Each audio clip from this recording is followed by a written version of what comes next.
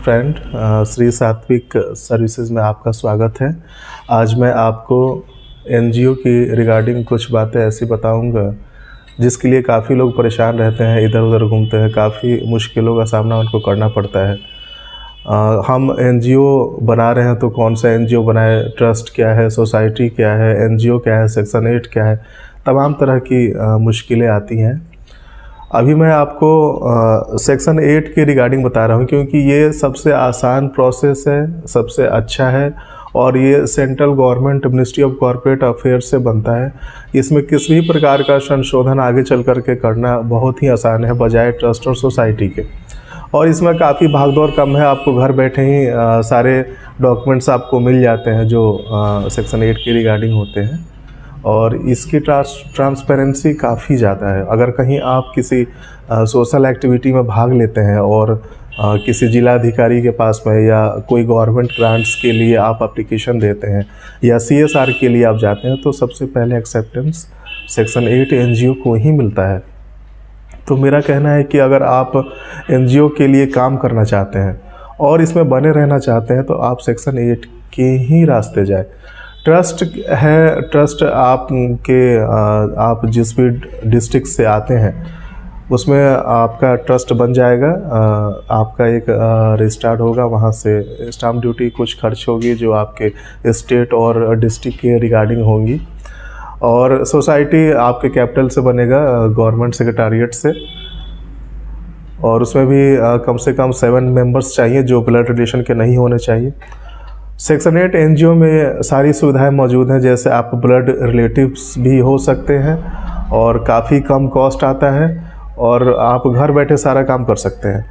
इसके बाद जैसे ही आपका एनजीओ बन जाता है तो एनजीओ सरकार के नज़र में आने के लिए, यानी कि गवर्नमेंट के नज़र में आने के लिए आपको नीति आयोग या एनजीओ दर्पण में रजिस्ट्रेशन करवाना पड़ेगा, जिससे कि गवर्नमेंट को पता चले कि आप किस किस सेक्टर में काम करना चाहते हैं, आपका कौन कौन सा ऑब्जेक्ट है।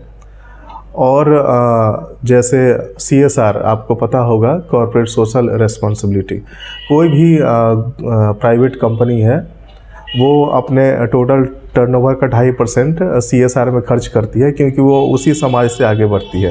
तो CSR के फंड के लिए आपको CSR का रजिस्ट्रेशन करवाना अनिवार्य होगा, लेकिन वो 3 साल के बाद होता है। इसके बाद जैसे ही आपकी एनजीओ का 3 साल पूरा हो जाता है तो FCRA के लिए आप जाते हैं, फॉरेन करेंसी रेगुलेशन एक्ट, जिससे आप विदेशी चंदा लेने के लिए योग्य हो जाते हैं। इन सब के बाद मैं यही कहना चाहूँगा कि अगर आप एनजीओ फॉर्मेशन कर रहे हैं तो आप फोकस सोशल एक्टिविटी पर ही करें, ना कि पैसे उगाही के लिए। बहुत सारे क्लाइंट्स मेरे पास आते हैं कि सर मेरा एनजीओ बना दीजिए, यूट्यूब देख कर के चले आते हैं। तो मैं उन्हें यही समझाता हूँ कि पहले आप जाइए और आप अपना ऑब्जेक्ट बताइए। फर्स्ट गलती तो ये होती है कि लोग ऑब्जेक्ट में सारा कुछ लेकर के चले आते हैं। एक ऑब्जेक्ट में आपका काम एक ही होना चाहिए।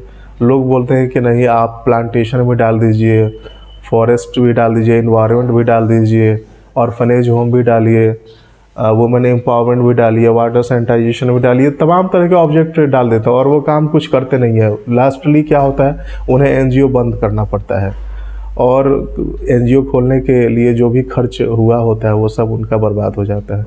तो मेरे पास बहुत सारे क्लाइंट्स आते हैं, पहले मैं उन्हें कहता हूँ कि आप पहले जाइए, समझिए एनजीओ को कि एनजीओ होता क्या है और आप सही में सोशल वर्क के लिए एक्टिव है भी या नहीं।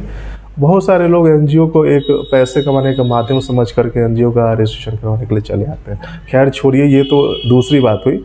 अभी आपको अगर सेक्शन 8 के रिगार्डिंग किसी भी प्रकार की प्रॉब्लम आती है रजिस्ट्रेशन के रिगार्डिंग, तो आप मेरे मोबाइल नंबर पे कॉल कर सकते हैं जो कि डिस्क्रिप्शन बॉक्स में और आपके थंबनेल्स में दिया हुआ है। और हमारे यहाँ से रजिस्ट्रेशन होता है, विदिन 7 डेज आपको सर्टिफिकेट सारे मिल जाएंगे और काफ़ी मिनिमम कॉस्ट पे और काफ़ी हेल्पफुल हमारी टीम्स आपके लिए काम करेंगे। Thank you.